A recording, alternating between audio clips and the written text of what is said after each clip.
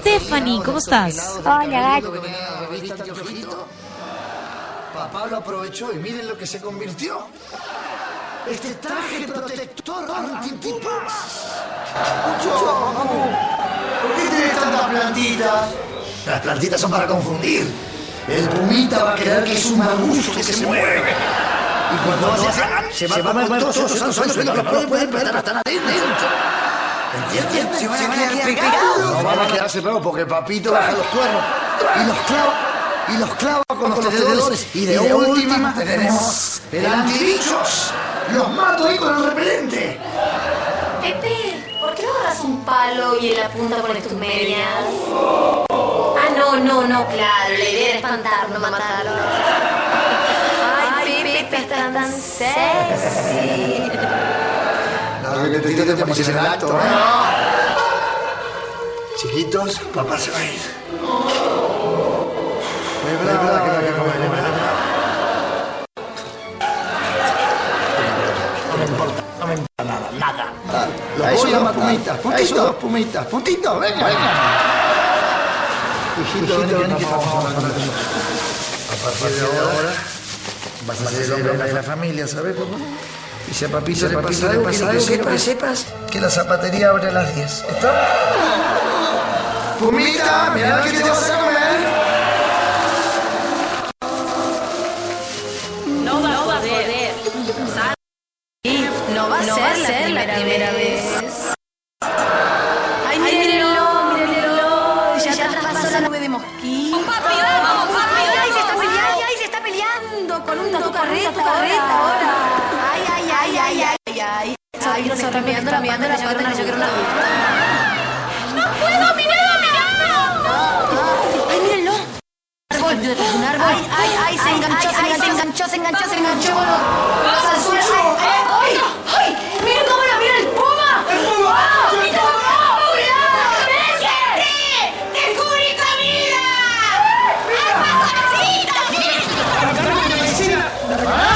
¡Para! ¡Soltame, bichos, soltame!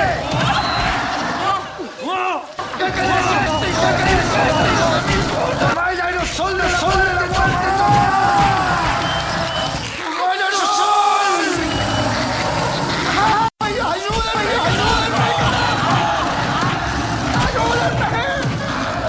¡Los voy a matar!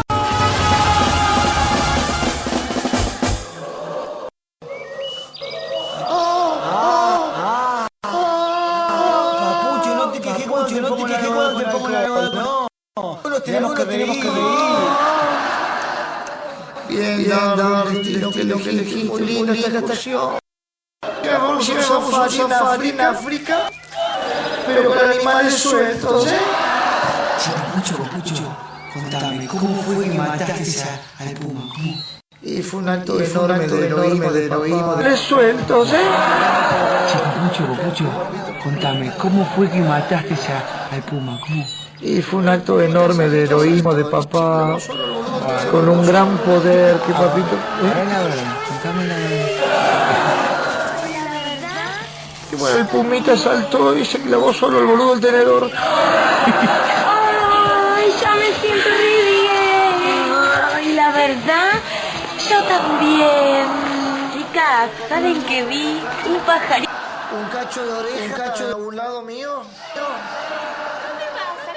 ¿Cambiar el humor, eh? ¿Qué pasa? Me quiero matar, no está más dirigida. ¿No te vas a cambiar el humor, eh? No intenté. ¿Por qué están tan eufóricas? ¿Qué les pasa? Me quiero matar, no están más indispuestas. Vos fijate cómo se pone Pepe de ñañoso cuando está un poquito lastimado. Pepe, más vale que te mejores pronto, porque hay que hacer las valijas porque mañana tenés que ir a trabajar. Yo no sé, si se pone así, yo no sé para qué lo trajimos. Mamá. Si la verdad, hijita, yo no entiendo a los hombres. Se ponen quejosos, se ponen ñañosos y las que tenemos el asunto somos nosotras.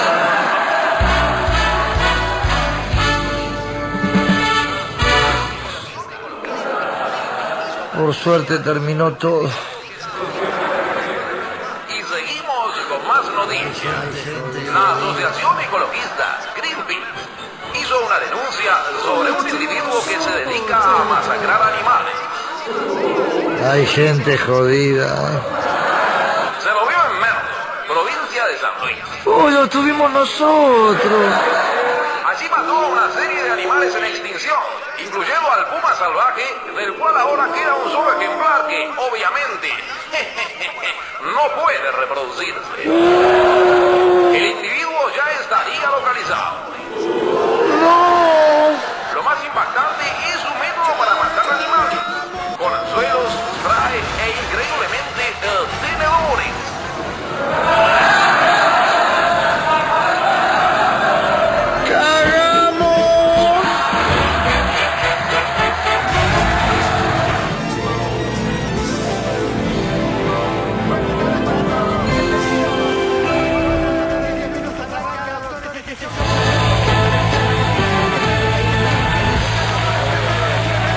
Buenas tardes para todos, bienvenidos. 4 de la tarde, 10 minutos, arranca Doctores, este show saludable de la televisión argentina, y ahí están. Ricardo Rola, buenas tardes, bienvenido.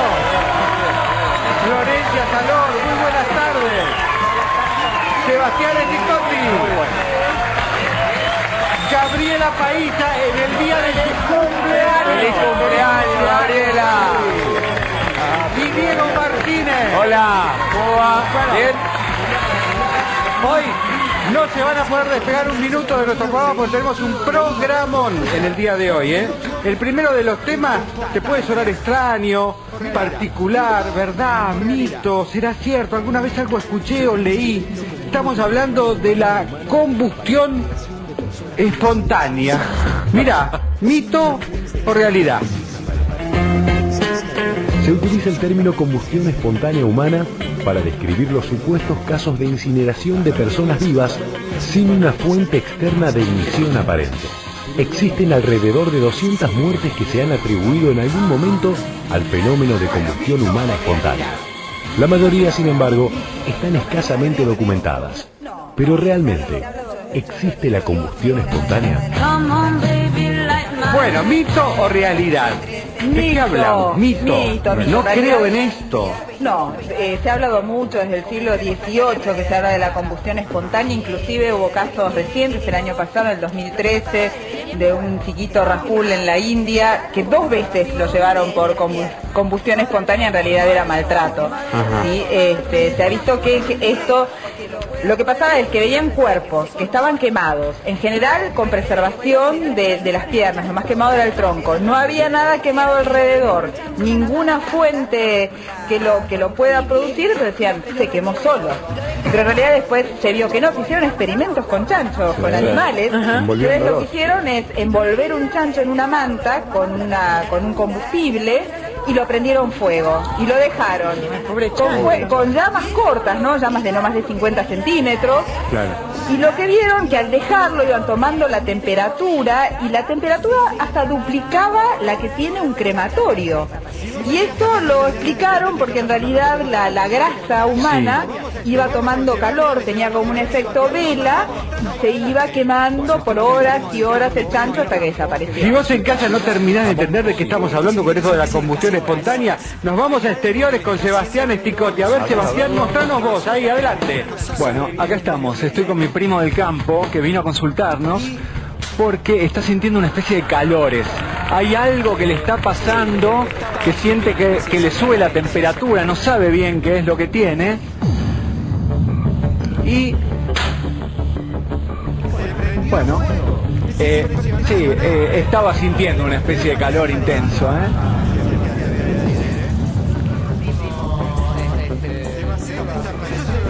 Le prendió fuego, es impresionante. Completamente. Era parecido a Sebastián, te voy a decir, Primo, Sebastián desapareció, lo dejó solo. Bueno, eso sería lo que estamos hablando, ¿no? De este mito de... Que se prende fuego. Ajá. Y ese hombre... casos judiciales, ¿no? Porque ¿Cómo es, Largo? Estaba caliente ese hombre. el corazón Pero, estaba enamorado. pobre. Fue el fuego interno. De este tronco sobre todo, que se quemaba. Qué Claro. enojado que estaba. Quisieron justificar asesinatos. A ver, Franco, vamos con a ver, esto. está llegando Sebastián muy compungido. Te veo dijiste a tu primo? te veo Sí, compungido, Seba, ¿eh? No, bueno, vamos a ver un replay de lo que pasó hace Yo creo que estaba mejor que antes. Mira, así fue. Vamos a verlo. Me da un toque de envidia, ¿no? Querías que se quemara. ¿Por qué no hiciste enojar tanto a ese pobre hombre? Le tenía envidia por un culón. Entonces se hizo quemar para que desapareciera. Era competencia. Es verdad que el fuego mata todo, Bueno, todo. ahí lo teníamos, la combustión espontánea. Así quedó en este momento Mi primo del campo. el famoso primo del campo de Sebastián Etico. Sí, la verdad que para visitarte a vos, yo no te voy a Mejor visitar, no ser primo de Sebastián. Podemos decir que estamos hablando de un mito, ¿no? Sí, tal cual. Por supuesto, nadie puede justificar un crimen o una muerte diciendo que este premio fue Somos solos. todo agua, ¿cómo nos vamos a quemar? Es verdad, está muy bien. Es verdad. Bien, pero hablando de crímenes y de muertes, ahora nos vamos a meter en un tema mucho más serio y además apasionante. Mira. La autopsia es fundamental para determinar la causa de fallecimiento de una persona en caso de muerte dudosa. A partir de casos resonantes, la opinión pública conoce la importancia de la autopsia para esclarecer de qué forma sucedieron los hechos, ya sea por accidente, por suicidio, por negligencia o asesinato. En los últimos días, este tema volvió a cobrar importancia en los medios periodísticos. Hoy nos visita el doctor Ricardo Lombardo, médico legista, cirujano y director de medicina de la Policía de la Provincia de Buenos Aires, quien ha intervenido en innumerables casos resonantes. Vamos a darle la bienvenida. Doctor, un gusto grande que esté con nosotros. Quiero decir que lo que hacemos, doctores, valoramos mucho. ¿Te puedo tutear? Valoramos mucho tu tiempo y que hayas decidido venir porque sé que no tenés habitualmente tiempo para estar en televisión. Pero me encantó venir y responder a la requisitoria y a ver si sirve para aclarar algunas cosas. Siempre hablamos de autopsias o escuchamos hablar de autopsias. Lo que vamos a hacer en este caso, en principio, es explicar el ABC, para que vos en casa trates de entenderlo todo. ¿Qué es una autopsia? Claro, una autopsia, en el contexto que nosotros nos interesa aclarar hoy, es en sí la definición es ver por sí mismo. De autos, yo mismo, ver autopsia.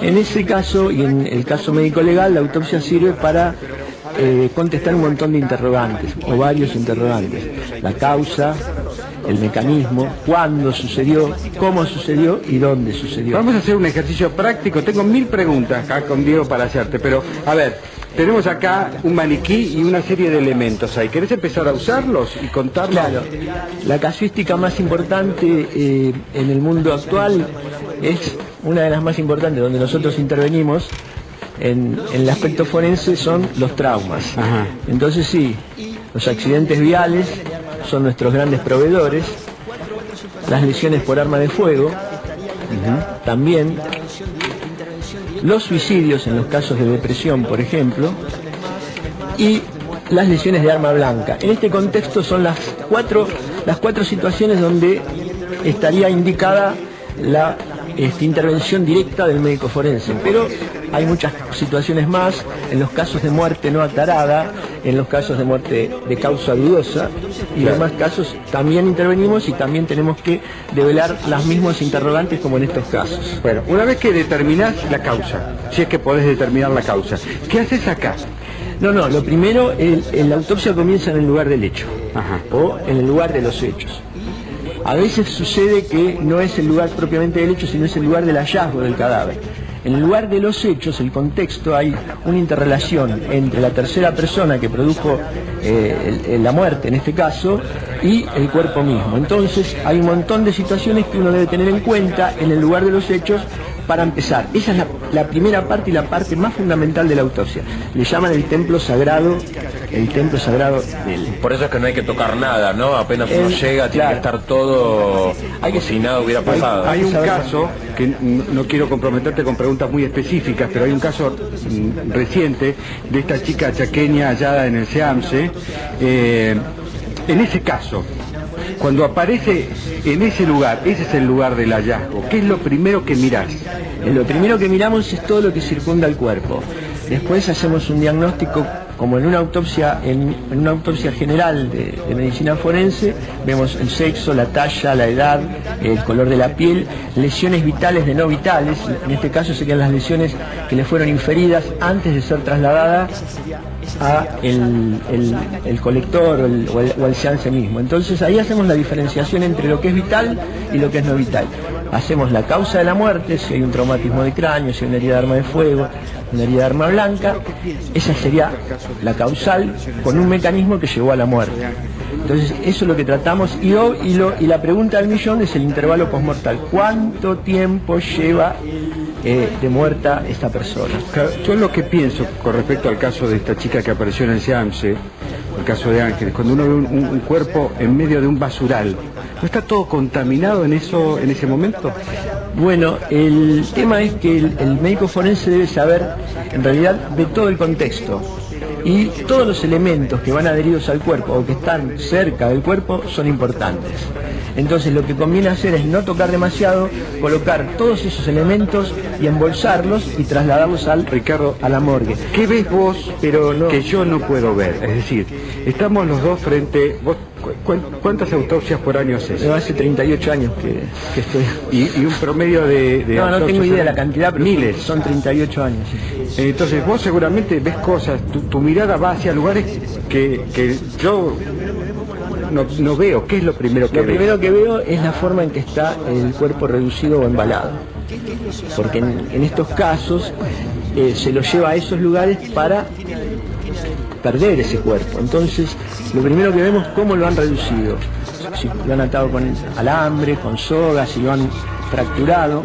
¿Qué es lo que hizo la máquina en este caso con el cuerpo? Si las lesiones son vitales o no vitales y qué elementos tiene adherido. Lo segundo que hacemos es, sin tocar nada, preservar los mecanismos de defensa de una persona que ha sido presumiblemente agredida. Preservamos las manos, preservamos los pies.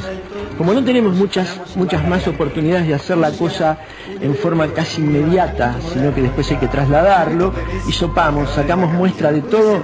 Ahora con el tema del ADN estamos con una cierta ventaja, entonces sacamos muestra de todo y eso lo separamos y va al laboratorio.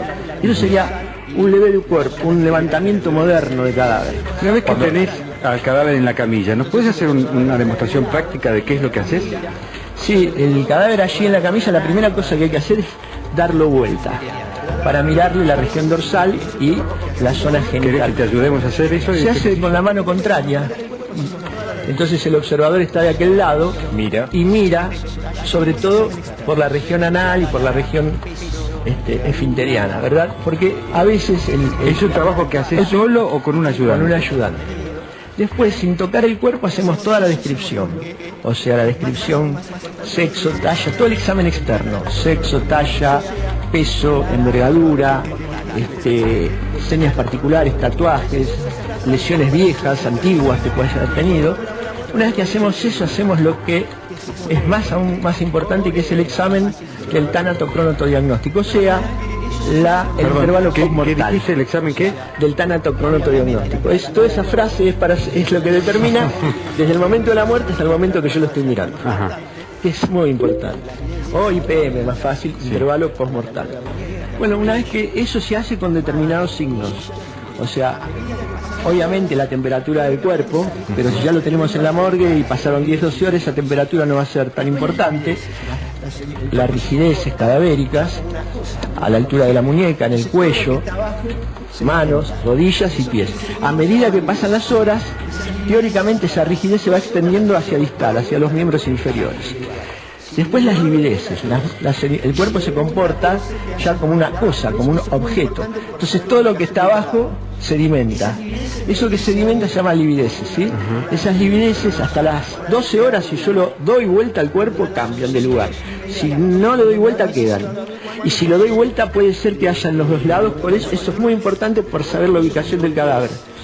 Esas livideces me dicen a mí, conjuntamente con la rigidez que hablamos antes, con la temperatura, son signos inmediatos, me van diciendo a mí cuánto pasó del momento de la muerte. ¿Los olores del cuerpo? Eso es mucho después. ¿Cuándo empiezan? A las 36 horas.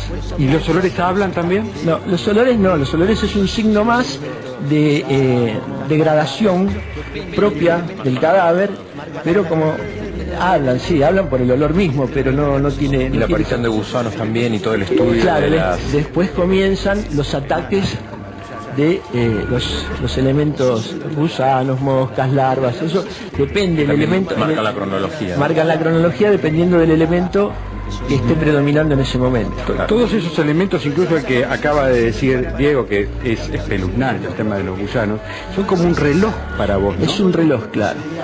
El reloj consiste en tomar algunas variables como la temperatura, el peso del cuerpo, la temperatura ambiente, todas esas variables que me sirven para establecer un reloj que no es exacto, porque no todos los cuerpos se degradan en el mismo lugar de la misma forma.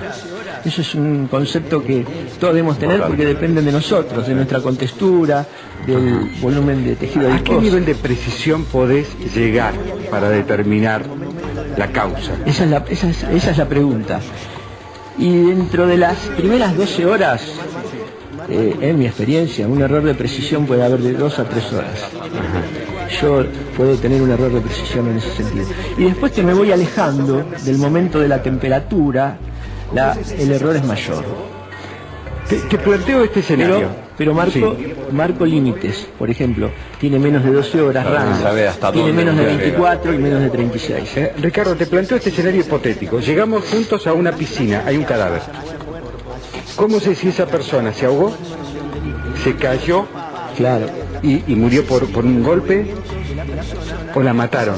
Claro, eso es morir por el agua o en el agua. Sí, esa es la pregunta. Bueno, en el caso de que haya muerto por asfixia mecánica por sumersión de líquido, que el líquido haya ocupado la vía aérea, ese líquido en los movimientos de la persona ha pasado al torrente sanguíneo. Y en el torrente sanguíneo lo vamos a poder aislar, por ejemplo, en el corazón. Ese líquido, tomo una muestra del líquido y el corazón. Lo llevo al laboratorio, comparo los dos y si hay concordancia, esa persona murió sumergida. O sea que tuvo sensaciones y vitalidad suficiente para aspirar el líquido. ¿Qué cosas dibujás en el cuerpo? No, bueno, después que hicimos eso, vemos el examen traumatológico, ya vimos el intervalo postmortal y más o menos sobre este ejemplo, para que la gente pueda visualizar lo que haces. En el examen externo nosotros marcamos, por ejemplo, orificios de entrada de proyectiles, marcamos diferente con otro círculo el orificio de salida, orificio de entrada, orificio de salida, diferenciamos, sería el 1, el 2, el 1' y el 2', por ejemplo. Eso sería básicamente la marcación que hacemos, o sea, describimos topográficamente dónde está el edificio. Por ejemplo, en este caso, estaría en el hemitórax izquierdo, debajo de la mamila. En este caso, en el tercio superior del muslo. En los dos casos son orificios de entrada de proyectiles de arma de fuego. Puede ser que también tenga una herida. Entonces, si tiene una herida y esa herida tiene 2 bordes angulados, puedo decir que fue hecha por un arma blanca con 2 filos. Si uno de los bordes es angulado y el otro no, puede ser que no. Y ahí, como dice el doctor Raffo, uno de los principales homicidas es el Tramontina. Ese Tramontina, este es terrible porque penetra, produce la misma lesión, pero adentro degrada mucho los tejidos, los deshilacha los tejidos por el dientaje que tiene. Lo que también es cierto que la hoja puede quedar dentro del cuerpo. Vos recién lo mencionaste al doctor Raffo, sé que sos discípulo del doctor Raffo. Solamente unos segundos para que nadie se quede afuera. ¿Quién es el doctor Raffo? ¿Qué significa el doctor Raffo para esta ciencia en la República Argentina? En la República Argentina es el maestro más grande que hay, sobre todo en la tanatología. Él tiene una forma de interpretar la tanatología y de expresarla y de exponerla que la hace comprensible a todo el mundo. Ha ido sembrando discípulos por todos lados, por todo el territorio de la Argentina, y en realidad sí, la medicina legal argentina tiene buena escuela, pero el maestro ahora es el doctor Raffo. ¿Es cierto que alguna vez cuando tenés alguna duda grande lo consultás? Sí, lo consulto, discutimos, sí, intercambiamos ideas todo el tiempo. Todo el tiempo que sería su gran discípulo. ¿Y usted? No soy el gran, pero Pero el que más está Lo con él considero, sí, lo considero.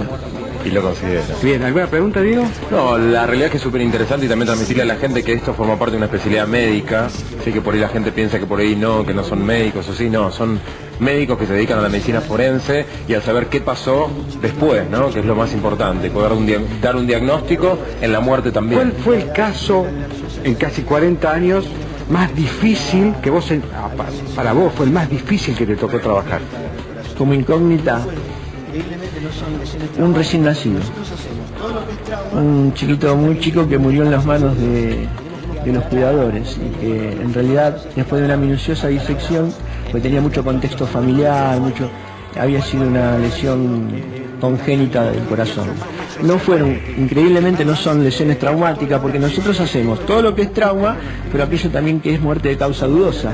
Tenemos que aclarar, cuando el médico no quiere firmar los certificados, aclaramos en nuestra autopsia, con nuestro informe, cuál podría haber sido el mecanismo. Ricardo, ¿y el caso más resonante que más captó la atención de todo el público en la Argentina? Supongo que el de Candela. Sí, en el caso de Candela, ¿siempre tuviste claro por dónde iba la cosa? Sí, siempre. Sí, porque hay que manejarse con algunos principios y no salirse de ellos. Decimos que la autopsia es sistemática, metódica y completa. En esos tres principios, uno si lo sabe analizar, ahí está la verdad. O sea, uno se va acercando a la verdad, aunque a veces, obviamente, la incógnita es muy superior. Pero sí, no puede. Bueno, yo no quiero entrar en detalles que pueden ser morbosos, no puedo. Pero ¿cómo afecta psicológicamente a un hombre como vos, con casi 40 años de actividad, que hace este trabajo? Porque hay que ser claro, no sé, ¿hoy hiciste alguna autopsia? No. ¿Ayer? Ayer estuve mirando. ¿Qué significa mirando? ¿Que es lo mismo que hacerlo, claro. Que lo hiciste de alguna manera. ¿Afecta psicológicamente a la persona? ¿O llega un momento en que uno ve algo pero no ve una persona, no ve una historia, no ve un sentimiento cuando ve un cadáver? No, porque en realidad lo que uno hace es tratar de dilucidar incógnitas, tratar de explicar, tratar de contestar esos interrogantes, cómo fue, cuándo fue. Entonces está muy abstraído y si lo hace desde el punto de vista científico, si es ciencia pura lo que uno está tratando de utilizar, humanamente sí, por los cuerpos de los chicos son de los chicos. Doctor Ricardo Lombardo, Ricardo, muchísimas gracias por haber estado con nosotros, que es muy interesante tenerte. Bueno, seguimos con Florencia ahora, todo tuyo, Flor. Bueno, vamos a hablar de algo que probablemente nos interese a todos. La pastillita azul. ¿Cómo la conocemos? Como Viagra. Todos nos preguntamos en todas las edades si realmente esta pastillita puede hacer que nuestro compañero sea mejor sexualmente o tenga una mejor erección. La realidad, el cuento de esta pastilla empezó para tratar enfermos cardíacos, para tratar de vasodilatar sus arterias. Y se vio que esta gente, cuando tomaba esta pastilla, tenía mejor capacidad de erección y duración de esa erección. Entonces dijeron, ¿por qué no? En el año 98 se aprobó para mejorar la erección de personas que tenían dificultades. Pero hay muchos mitos sobre esto. Primero, realmente cuando vos la tomás, no es que no estabas motivado y de repente la tomás y hay una erección. Uno tiene que tener un motivo erótico, una estimulación para que esta erección se produzca. Otro de los mitos es, tomo 2 y me va a ir mejor. No, en realidad no hace falta tomar 2, con una pastilla sola es suficiente. Otro mito es, se la doy a mi amigo, la puede tomar cualquiera. No, esto es peligrosísimo. Acá nos detenemos. El Viagra, en realidad, esta pastilla tiene que estar recetada por un médico. Tiene 2 contraindicaciones fundamentales. La primera, si tomás nitratos y nitritos, vos no podés tomar esta medicación, porque como produce una vasodilatación y junta sangre en el pene para que la erección esté, ¿qué pasa? Es como un robo cardíaco, entonces dificulta mucho el llenado de sangre del corazón y puede producir una hipotensión severa y puede conducirle un paro cardíaco. Entonces, si uno toma nitritos y nitratos, que es una medicación justamente para bajar la presión, esta pastilla no la podés tomar. Segundo, si vos sos un cardíaco ultramedicado, tampoco la podés tomar así nomás, tenés que consultarlo con tu médico. Y tercero, si tomas alcohol, si tomas otras medicaciones, tampoco. Entonces, la pastillita para jóvenes no sirve tampoco, porque en realidad los jóvenes no deberían tener problemas de erección. Así que antes de tomar la pastillita y creerte piola, consultalo con tu médico. Gracias, Flor. Bueno, se nos inundó el estudio, Edgardo. Viste, yo con esta ¿Qué pasó bota con ese que está me con siento botas de agua ahí una metido en especie medio del agua? de Contame. superhéroe, de secretario de seguridad, una cosa así.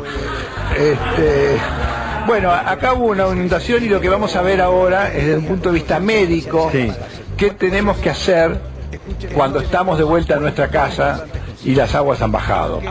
Los riesgos más grandes son las infecciones. Todo lo que queda cuando se va el agua es putrefactible, se puede generar un mayor crecimiento de hongos, de bacterias, de cosas que sean perjudiciales para la salud. Por eso, escuchen estos muy importantes consejos. Aunque esté cortada la luz en la zona, lo primero que vamos a hacer es cortar la luz.